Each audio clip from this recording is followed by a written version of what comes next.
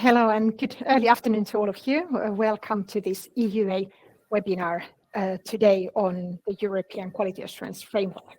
My name is Kelo and I'm the Director of EUA's Institutional Development Unit, and I'm very happy to moderate today's webinar. This webinar is part of a series organized by EUA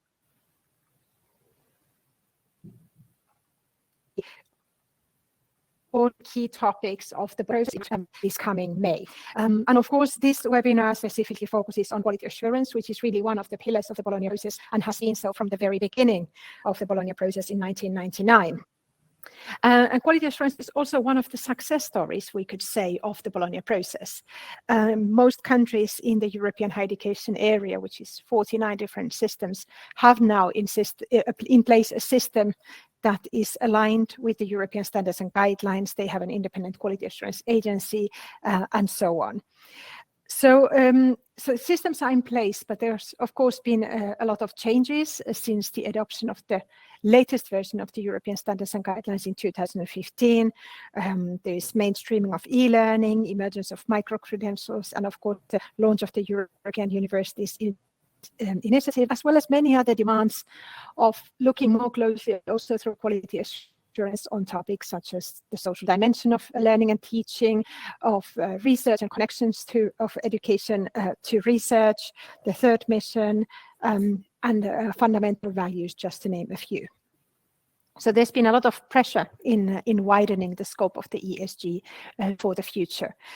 And in order to respond a little bit to those requests or demands, the E4 organizations, which are the main stakeholder organizations at the European level, that's the EUA and EURASHE for higher education institutions, ENQA for quality assurance agencies, and ESU for students, together with some other organizations, set up a project called QA Fit, where we really looked at how quality assurance is seen, how it's used, what are the hot topics and developments in quality assurance within the European higher education area. So we will have a little look at those kind of findings we got through this project activities and surveys, and also discuss how should the European framework for quality assurance look in the future.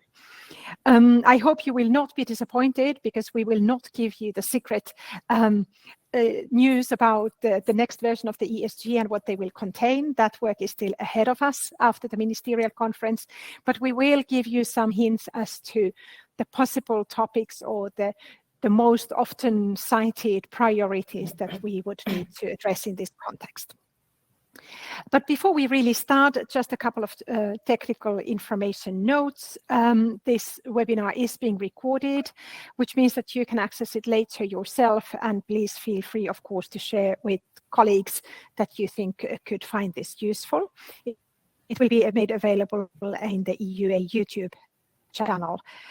You can use the chat function to raise any kind of technical issues you might have, and my colleagues will respond to those. But also greet your colleagues, raise questions to each other, etc. Questions to speakers, including myself, would be best done through the Q&A section so it's different from the chat, and there you can post your questions, which then we will pick up in the conversations as we go. I have two speakers today with me.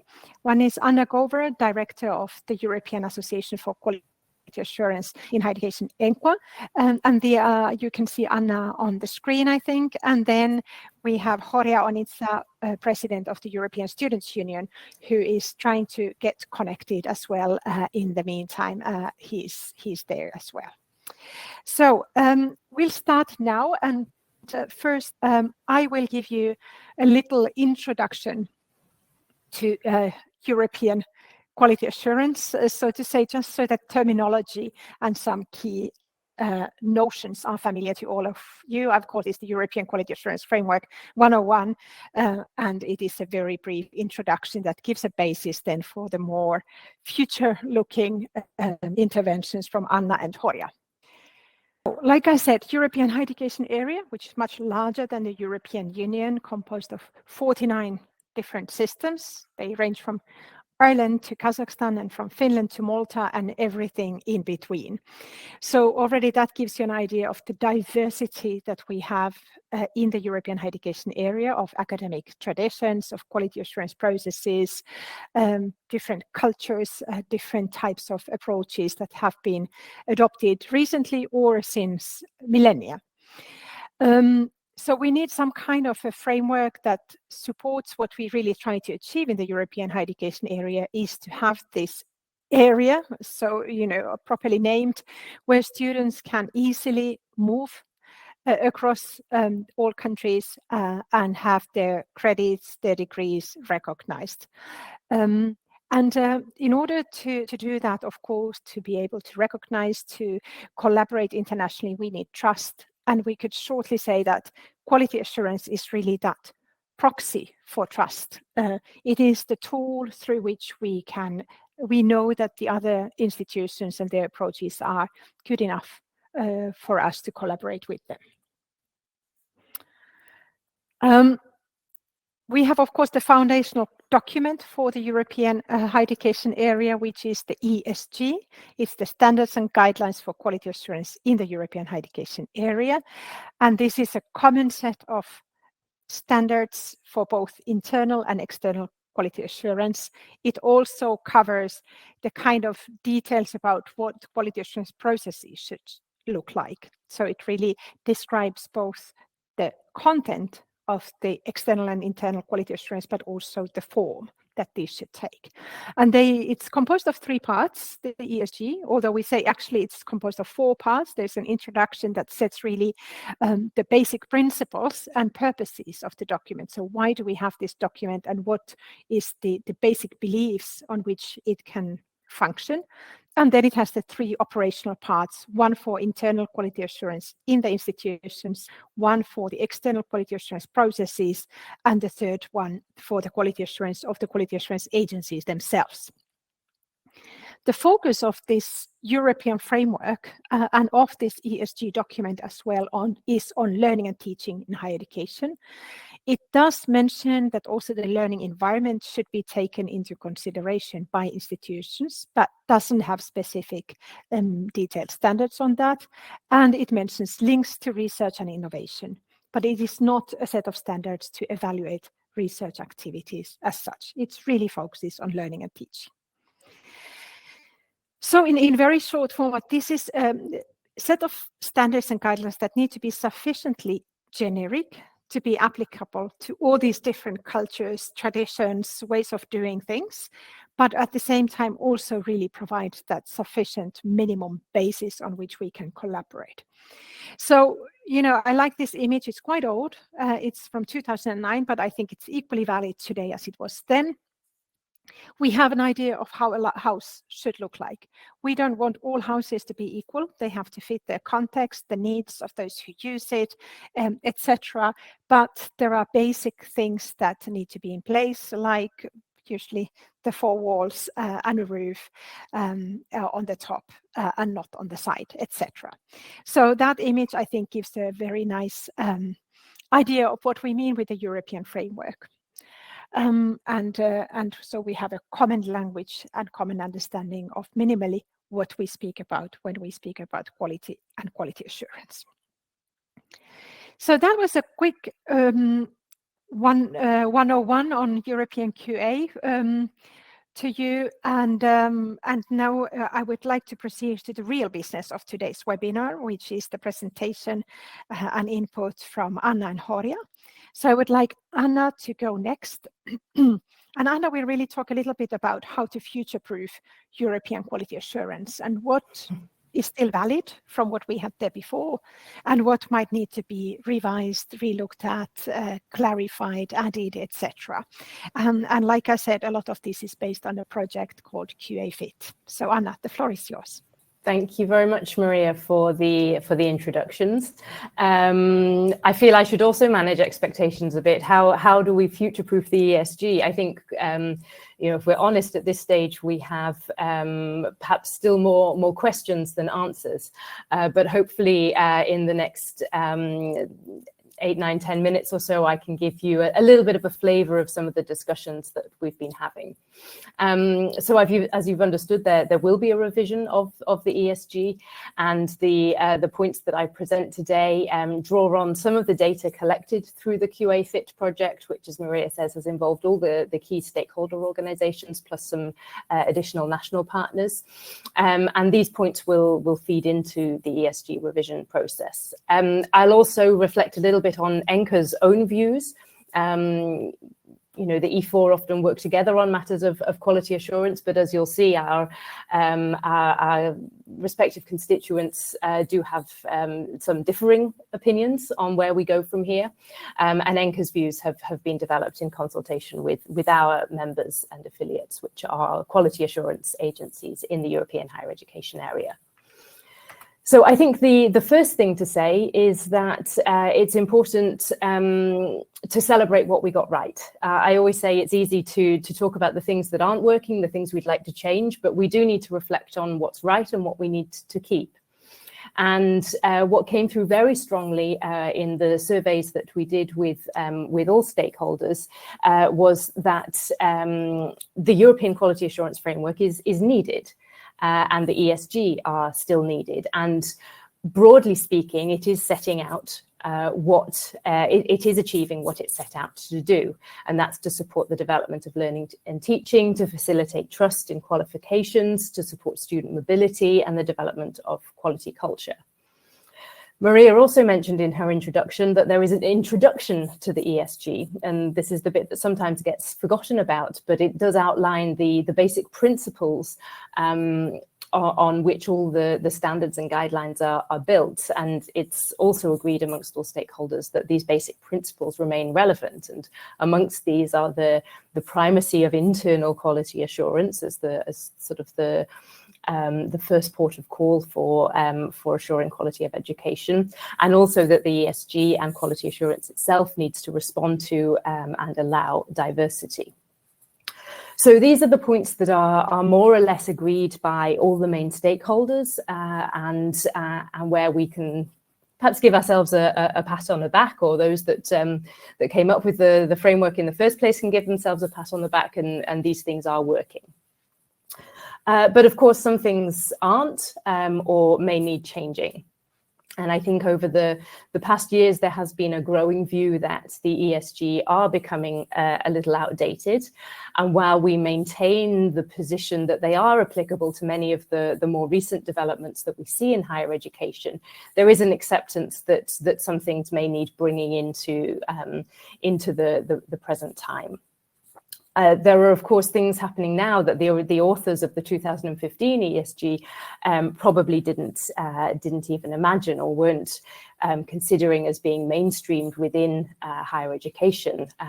Obviously, things like artificial intelligence, that's the big one that comes to mind, but also more structural issues such as, or initiatives such as the European Universities Initiative. So the ESG clearly need updating to reflect these latest developments. What we also see are a lot of calls for a stronger reference to cross-cutting issues. So issues that are not solely rooted in learning and teaching, which is what the ESG apply to. And here I'm talking about things like the social dimension of higher education, fundamental values such as academic integrity, and many of these topics that are being discussed at length within the Bologna process and more broadly across the sector. So they very clearly link to learning and teaching, but they're not the sole remit. They apply to all university missions. We also probably need to think about reference to and complementarity with other tools and frameworks. Again, some that have come into existence since the last revision of the ESG. I'm thinking, for example, the Global Recognition Convention. We also have frameworks for research assessment, and as Maria said, the ESG are rooted in learning and teaching, but that doesn't mean that we shouldn't be making very strong and explicit reference to other areas of higher education, because clearly universities are holistic organizations, and the different missions don't exist in solidarity. We probably also, there are also voices that are calling for more reference to and support for internationalization within the ESG. And clearly they support internationalization across the EHEA. That's the point of having a Europe-wide framework. But there's a lot of activities also and relationships going on outside Europe, and to what extent these are reflected in quality assurance standards may need taking into account. But the big question is, of course, how far can or should we go in terms of extending the scope of the ESG? And this is one of the questions that we explored through the surveys to different stakeholders as part of the QA Fit project. And you see on the screen that the views here are not unanimous. In fact, when we talk about expanding the scope, it's the students that are most keen on this. And I'm sure that Horia will explain a little bit some of the potential reasons for this when he speaks later. Quality assurance agencies and higher education institutions are more or less in the middle, and we see that ministries are less keen on the expansion, perhaps because some of these issues don't fall under the remit of quality assurance in national legislative systems. The next question that comes to mind then when we think about this is, what would an expanded scope of the ESG concretely look at? There's a graph on my slide, but actually the point is not to go into the numbers or explore the details of the graph, but rather to illustrate visually that there is not a clear consensus. So you see that for every item, every topic where there's a majority in favor of expanding the ESG to cover it, there's also a significant minority that don't want it included, and vice versa. So we don't have really a very clear picture here, and the graph on the screen comes from the answers from quality assurance agencies, but similar picture came from the other stakeholders. I think one thing I do want to draw attention to here is that we are talking about the scope of the ESG as the European level framework. What came through quite clearly in the answers from quality assurance agencies, and also the other work that ENQA does with its members, is that many agencies are already covering these things: academic freedom and integrity, services to society, research, lifelong learning, digitalization. Many agencies are addressing these issues in their work and even explicitly in their own standards and criteria. So in many cases, it's not about them wanting to do more, but rather to giving a signal that the European level guidance should catch up with what's already happening at national level.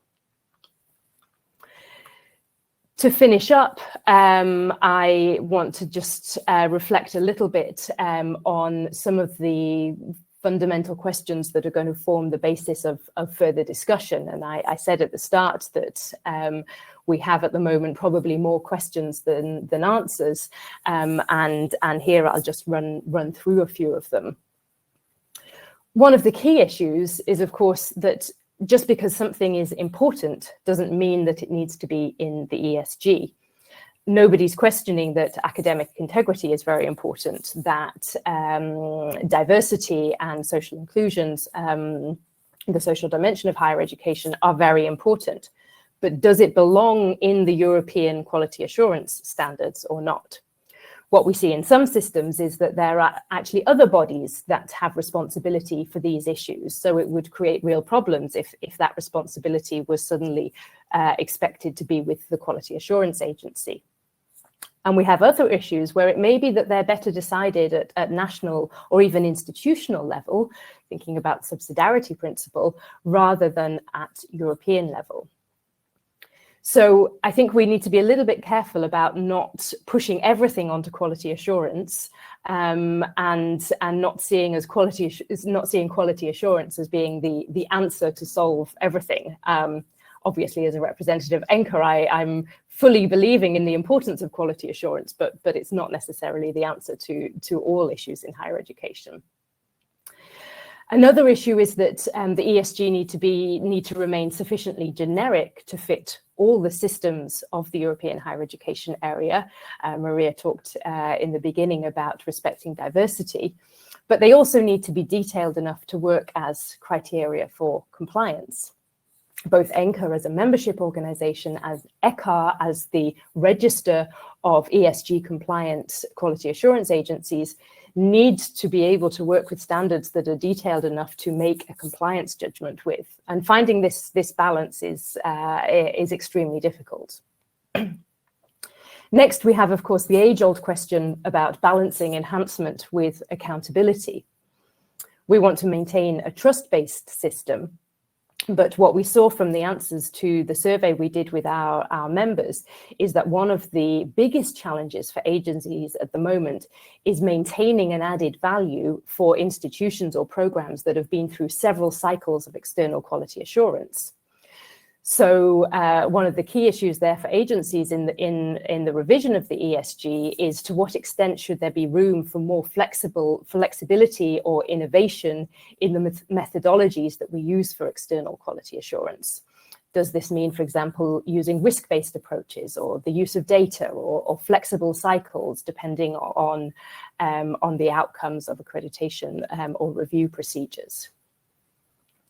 And finally, to what extent can the ESG really be future-proofed? Can we anticipate the developments of the next 10 years? Clearly not, but we also shouldn't fix the standards too explicitly and too obviously in the present year. So for ENQA, this means that it's important that the ESG allow enough flexibility to address new developments as they come along. And this is also part of our message when we have dialogue with national ministries, that we encourage national authorities not to have legislation that is so detailed that it becomes very difficult to change, making an agile response to new developments to be very difficult. Really, the final point I want to make is that we talk about all these changes and what we might do differently. But we also have a good number of systems in the European higher education area that are still aiming for ESG compliance. So we shouldn't be moving the finishing line while people are still running towards it. So that, I hope, has given a little bit of the flavour of discussions, and I look forward to discussing some of these issues in more detail in the rest of this webinar. Thank you. What are the many and very diverse questions that we have to address and we are addressing now in terms of where do we go next? And I prepared a question for you before I give the floor to Horia, who has managed to join in the meantime, and it was stolen, so to say, in the chat by a colleague, Fiona. Thanks, Fiona, for highlighting the same issue I really wanted to ask Anna, which is, I know this is a very tricky question, so I put you in a spot there, but we said we can't add infinitely. I mean, we could put everything that is important in life into the ESG, and then it gets done. But rightly so, we shouldn't overburden and not put everything on the quality assurance systems. Is there something that you said could be taken away from what is there now without a big loss? Meaning either because it's to be taken for granted by now because everybody's doing it, or do you think there is also a risk in taking out something because people might actually, or institutions, systems, etc., could take eventually steps backwards? So just a brief reflection on this complex question, Anna. Mm-hmm. Yes, thank you for the question. Those of you in the audience and perhaps asking questions may have heard ENQA's president speak on this topic, and he always says that a good principle of policy making is that if you add something in, you've got to take something out. And we actually did this exercise with ENQA members at a recent event, and it was pretty difficult. The participants were trying to get around it by merging standards rather than taking things out. And there wasn't any clear consensus, so I'm afraid I'm going to disappoint without a clear answer. But I think we do need to be careful about taking things for granted. What it may be is that perhaps there are some issues that can be moved rather into sort of introductory words and principles rather than necessarily as standards. But I would be very wary about saying, we take for granted that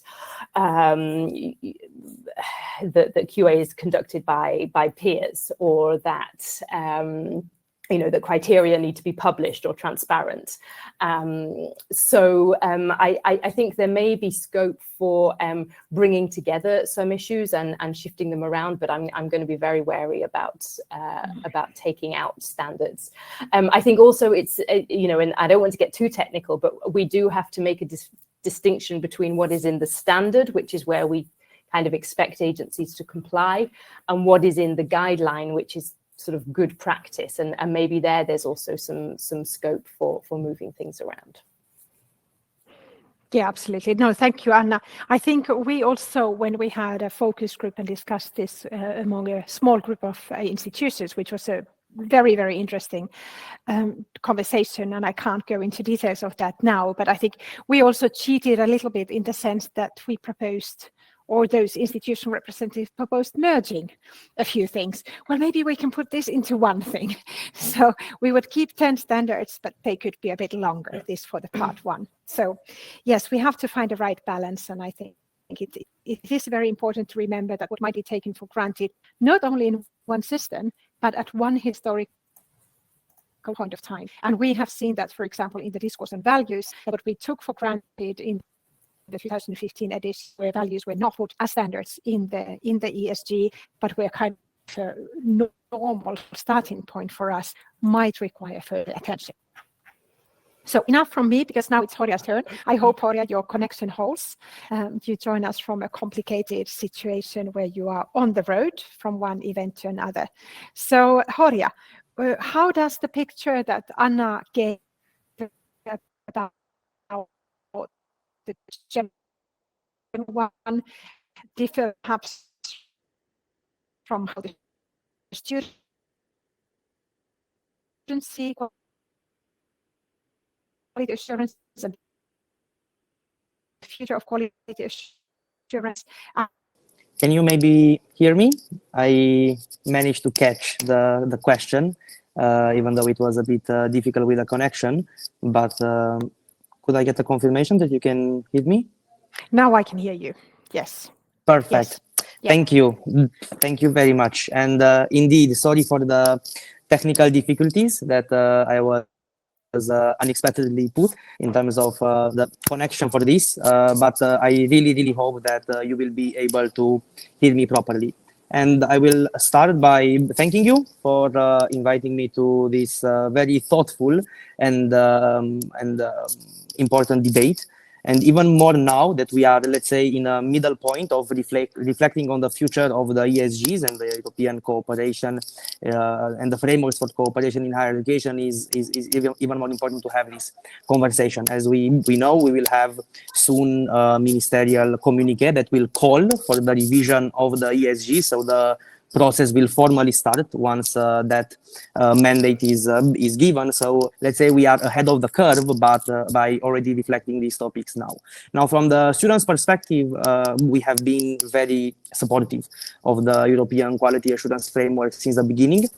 And that was not only because we had a seat at the table, or because the ESGs support policies which are very close to the heart of students, and they are basically focusing on learning and teaching, which is the core element for students, but also by how quality assurance supported, and the European framework for quality assurance supported student participation, not only in quality assurance, but also as a spillover effect on student participation in internal higher education institutions, student participation in quality assurance policies in general. However, when we are looking at what we need to do, we always start with the basics.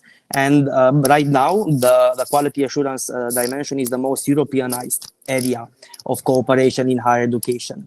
It should be fast, and we need to be grateful for or let's say to mention the very big achievements that the quality assurance framework has created, but also we need to be realistic and see that there is still a problem in terms of higher education institutions and countries really trusting the qualifications of other countries and higher education institutions. And we see this especially on the when we see or when we analyze the reasons for not having automatic recognition. So if we would presume that everyone trusts adequately the quality assurance system and all of them are based on the ESGs, then we shouldn't see this kind of challenges or the reluctance in terms of automatically recognizing degrees. So this shows that there is still work to be done in that direction. And from the students' perspective, we have collected data in the new cycle of the Bologna with student ties, and I can tell you some preliminary results. Firstly, most of the unions believe that there should be no regulation at European level in terms of the type of quality assurance procedure that is conducted. In almost all of the countries surveyed where we have both institutional and program reviews, in 96% of cases, so all but one national union of students, they believe that their system as it is works in that regard, and there shouldn't be a European regulation in terms of the type of quality assurance exercise. And ESGs have been successful because they haven't focused on this kind of procedures and mandating which should be taken. They allowed for diversity. They determined the key principles that need to be there, like transparency, student participation, appeals, so on and so forth. But still, in terms of these main elements of policy, the ESGs hasn't got inside. Now, we see a lot of barriers. For example, in most cases, in 29 higher education systems, students are seen as an information source in internal quality assurance, while in only 19 countries out of 35 that have been surveyed by us, students are actually involved in the whole policy cycle on internal quality assurance.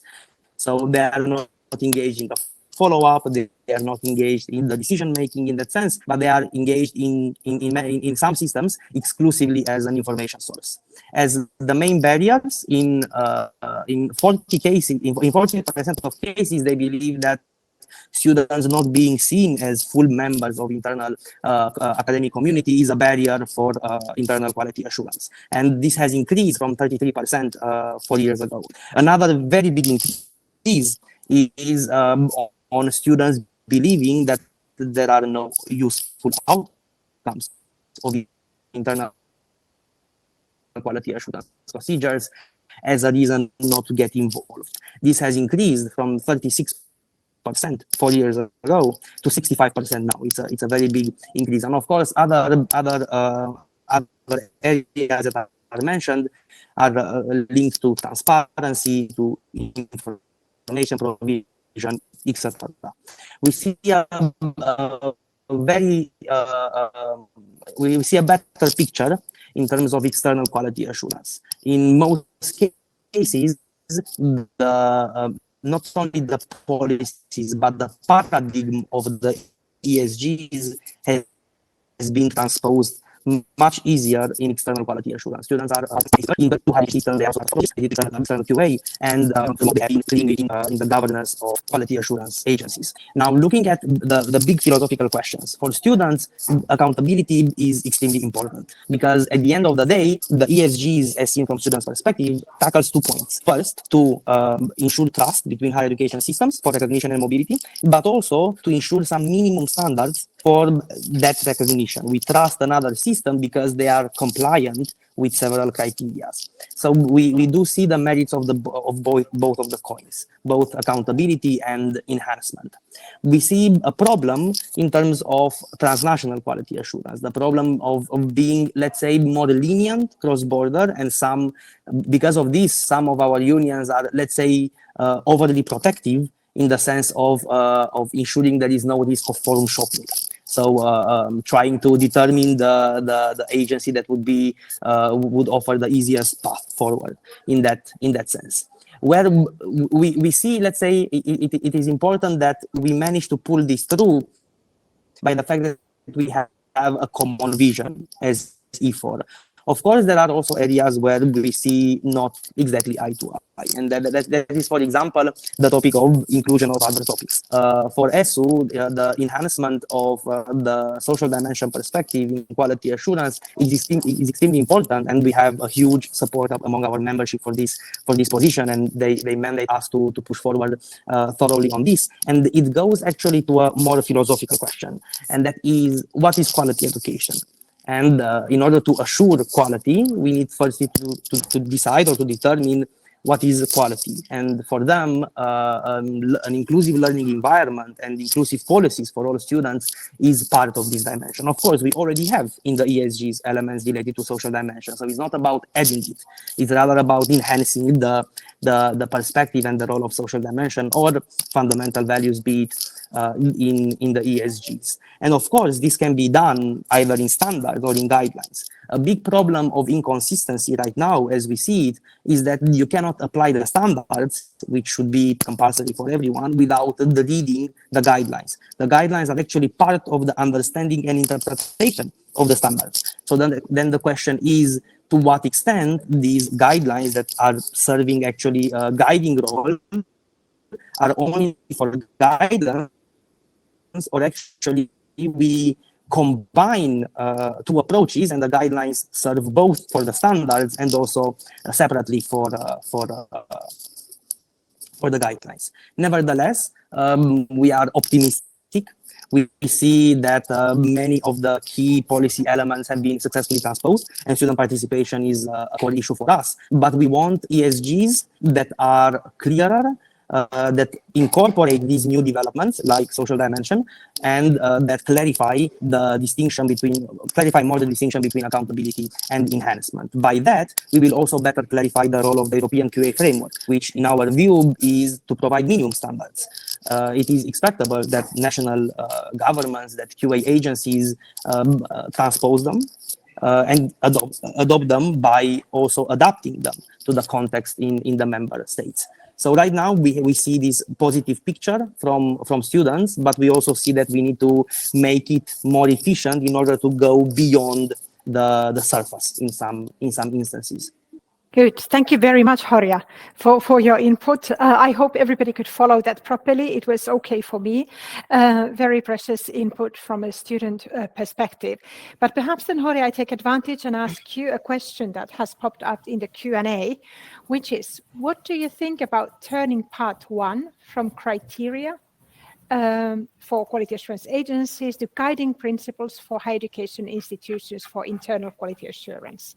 I think in part that is exactly how it is now, but I think the purpose of the question is, should the part 1 criteria not be used at all by quality assurance agencies as criteria when they look at the institutions? So what's your view on that? My opinion is that we created a very efficient self-sustaining system, and that is because the ESGs, even though applicable to higher education institutions, to national governments, to quality assurance agencies in various aspects, they are self-sustained by the fact that quality assurance need to be compliant with the ESGs for ENQA membership and for eventually ECAR registration. This means that the direct organization that has the incentive to implement it is the quality assurance agency. If we put the part 1 only as guidelines for higher education institutions, the question is, who would ensure that they are implemented? Because higher education institutions also have institutional autonomy. The ministries won't commit to forcing through a European document this kind of elements. And also, what would be the system to sustain or to support this element? So I think the way we created the system in which part 1 is for internal QA, but we justify it by the fact that the first standard in part 2 is that quality assurance agencies need to look into this, and quality assurance agencies, in order to be compliant, need a national framework that allows them to be compliant with the ESGs, which also forces the ministries to make the legislative changes to ensure that the quality assurance agencies are compliant with the ESGs, is a very efficient self-sustaining circle. So this is why I wouldn't see the scope of changing the typology of part 1 in that sense. Of course, it also implies that indirectly higher education institutions should implement it, but it is an indirect link to say so. Good. Thank you very much, Horia. Anna, a quick question to you also before we progress to the polls we have for the audience. What about, Fiona asked, there is, of course, a lot of standards, and we need to be careful not to have too many of those. But then we also have the guidelines, and then we have also the interpretation of both the standards and the guidelines. So how do we deal with the scope for interpretation in the ESG? And also related to that, another question from Alexander Deimakis, who asked, to what extent do you look into changes in the guidelines and also on the interpretation of the guidelines in this process of the revision?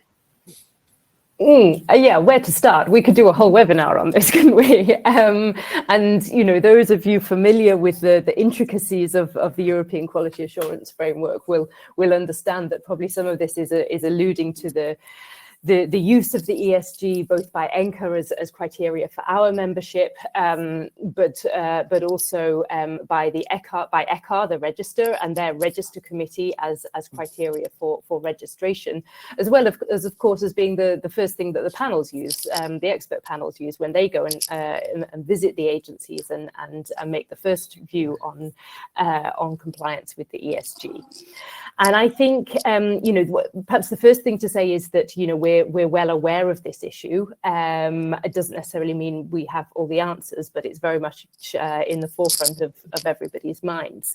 ECHA have an interpretation, a use and interpretation document that they use to support the Register Committee in making their compliance decisions. And that's currently actually open for consultation for a revised version, and ENQA is giving some input into that. And I think that a lot of the areas where we see that there is difficulty in interpreting the ESG and what that means when it comes to the decisions around compliance, which obviously often can be a fine line, these are issues that will be very much at the center of attention when we do the revision. And I think one of the key purposes of the revision will be to eliminate some of these sort of grey areas where there is other bodies have felt a need to create an additional interpretation. However, I think there is one important thing that we remember, and that is that quality assurance, external quality assurance, is based on peer review. And this will then also always, to some extent, be subjective, because yes, you have humans reading a text, interpreting it, and then applying it to diverse situations. And then you have another group of humans that read that report and interpret it in their way and apply their own sort of world view to it. And then another group of humans that read that report, and so it goes on and on. And I think we should be realistic that we're also never going to completely get rid of this subjective element that comes with a concept of peer review in a system where we have so much diversity and a respect for that diversity. And I think we dare say, even to add to that, that I think that's one of the good things about the ESG, because we do want them to be interpretable to some extent, and flexible to allow for different ways of doing the same similarly good thing in a way. So it is a very complicated balance, and I think we've discussed that balance at least as long as I've been in quality assurance, but I'm sure also much before that. So, but now let's go on with our first poll, because we are nearing that time very much. So we ask all the audience now, you can go, it should be as a pop-up in your window. I hope you can see it. Otherwise, you can go in the polls tag, and you can choose more than one element. What do you think are the main achievements of the European Quality Assurance Framework? So please keep your votes coming in. Where has it been a success? What has it managed to achieve, and what do you think it's the most important ones on that? And as the responses come in, I would like to ask Anna and Horia the same question, maybe because they can't take part in the vote through the tool. But what do you think are the main achievements of the current framework that we have? What would be different if we didn't have the ESG at all? Anna, do you want to go first? Okay, although I was actually going to take a slightly different angle in this. See, I'm looking through the sort of potential answers here.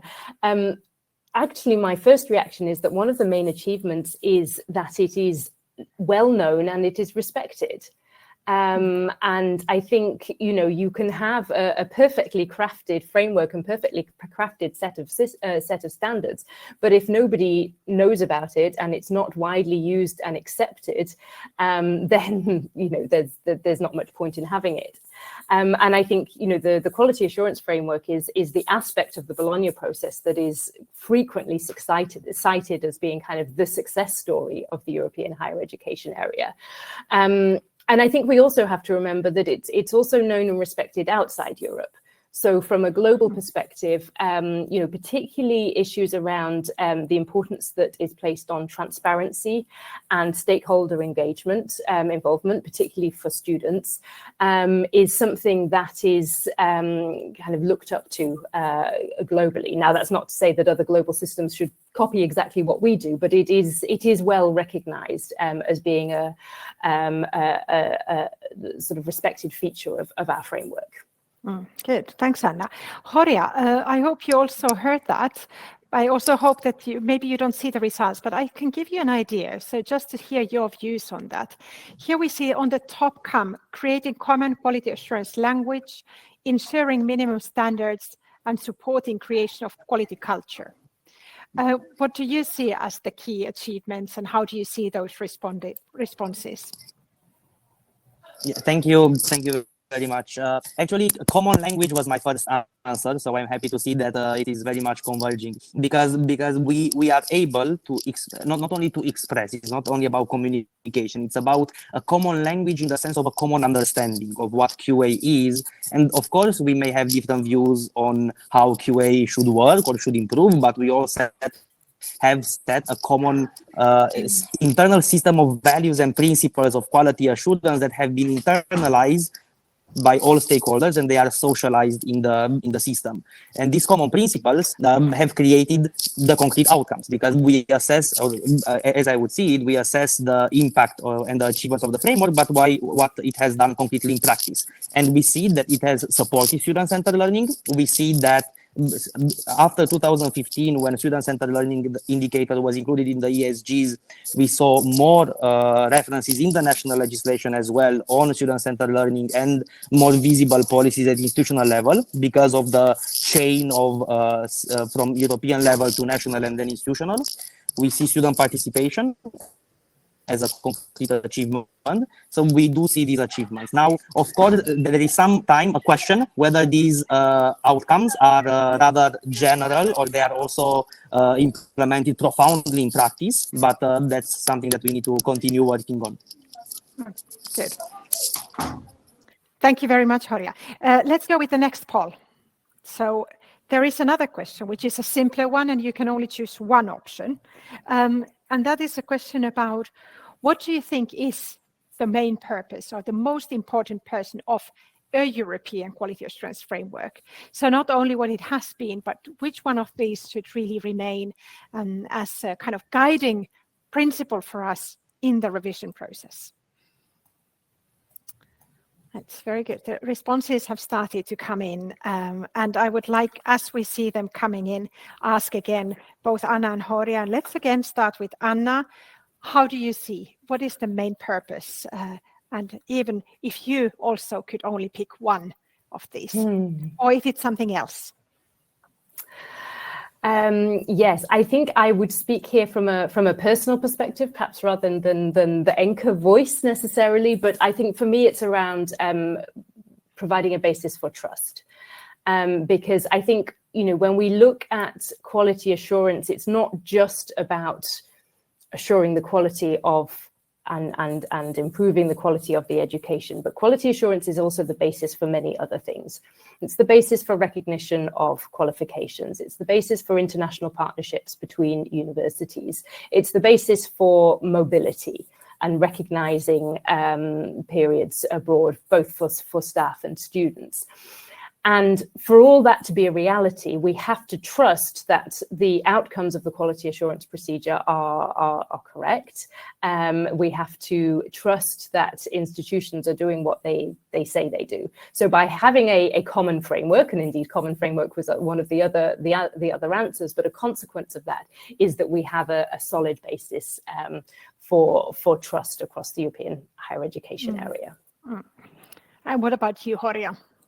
Horia, what do you think? Thank you. I would I agree with the fact that quality assurance serves the many purposes also beyond what. Can you hear me? Yes. Can you hear me? Yes. Perfect. Yes. So I would go, and probably it's not unexpected from a student perspective, and I would point out the word guarantees, because of course quality assurance is there for trust, but trust is not a given thing. It is obtained by having the guarantee that something is compliant with something else. And in this case, that is the minimum standards that we believe are at the core of the learning and teaching policies all over Europe. This is the basis for the trust. And the ESGs determine these guarantees. And also this partly answers also the topic of the interpretation of minimum standards. We need to be flexible, but we need to make sure we are not too flexible that we lose the concept of minimum standards in it. So I would say the European framework is to offer guarantees, which guarantees turn then into trust. Yeah. Good. Thank you very much, both of you, for the comment and for the participants in taking part in the poll. I do have for the last few minutes a final discussion question, if you like, before we enter our conclusions, which is, what is, from your perspective and from your constituency's perspective, or what you learned from the QA Fit, the one topic that absolutely should find its way into the ESG, which is not yet there? So, and why do you think that precise topic should be addressed through a European framework and by quality assurance processes? So, Horia, do you want to go first? I know you have many ideas. You can give me one. If I would, looking at ESU policy, I have to say social dimension as the first one, and the second one would be academic integrity, but you said only one. So the mandate I'm given is very clear in that sense. And the social dimension, I would mostly reiterate a point from before. It's not about social dimension policies by the government. It's not about social dimension policies in terms of grants and loans and housing or whatnot. It is about social dimension in the sense of the inclusivity of the learning environment and of the resources that are provided in order for all students to be able to succeed. And this is already touched upon in the ESGs. So some people may believe it's a revolution to have more social dimension, but we see it only as a evolution, not as a revolution to integrate more social dimension there. Good, to crystallize it a little bit. Indeed, as it's as you say, learning environments are mentioned, and of course, when we talk about student-centered learning, you would say all of that is, if not explicitly, but implicitly included already. So it might be an evolution and sharpening rather than a revolution. But good, point taken from you. What about Anna? Thank you. Yes, for me, I think it's around the international activities, both of agencies and institutions. These are touched on to some extent, but not really explicitly. And I think this is somewhere where a European quality assurance framework quite clearly has a remit to say something. And I'm thinking of issues such as the international activities of agencies. So when they work across borders, both within the European higher education area, but also outside the European higher education area, to ensure that they are behaving ethically when they do so and according to good practice. But also around international activities of institutions. And I'm thinking here particularly about transnational education, that we need to be assured that when institutions are involved in delivering programs or supporting institutions in other countries, that education delivery is done to the same standard as what we would expect for the domestic delivery. And as I say, I think this is quite clearly somewhere where the European framework would have a right to play a role. Thank you, Anna. From the university perspective, also again referring back to our focus group last week, and I think it was such a strong unanimous preference for that, was a better and clearer connection of research to learning and teaching, not putting research criteria, evaluation of research into the ESG, but the institutions really feel strongly about research-based or research-backed learning and teaching, and how those connections should be really made even a little bit clearer than they are in the current version. So I would say that probably I would dare to say that from the institutional perspective, that would definitely be one of the things that we would like to see there a bit more. Before I conclude with the last minute, Anna, in 1 minute, what happens next for the ESG revision? Yes, indeed. So we have in May, there will be the Bologna Ministerial Conference in Tirana. And as part of that, there will be the signature of the Tirana communique. Within the communique, the authors of the ESG are expecting to receive the mandate to formally move forward with the revision process and to propose a new version of the ESG by 2026. At which point we hope that that would then receive approval from the ministers as part of the Bologna process, with then the formal approval being in 2027, which is when the next ministerial conference will take place. So we probably had ahead of us 2 years of very intense drafting and consultation. The QA Fit project gives us some evidence to go forward with that, but it hasn't been the drafting process. We still have that coming up in the next 2 years. Thank you very much, Anna. Thank you very much to Horia also for joining us. And thank you for all of you who have been listening to us for this past hour. I apologize for the technical difficulties, which despite an excellent platform and goodwill of everybody, still sometimes happen.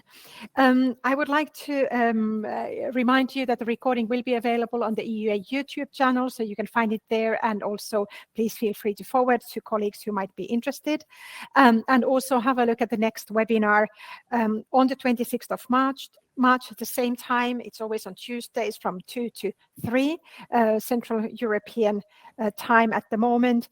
And that one on the 26th of March will be on protecting fundamental values in the European higher education area. So if that's an important topic for you, please do not hesitate to join us then as well. Thank you again, everybody, and have a very nice afternoon. Bye-bye. Bye-bye. Thank you.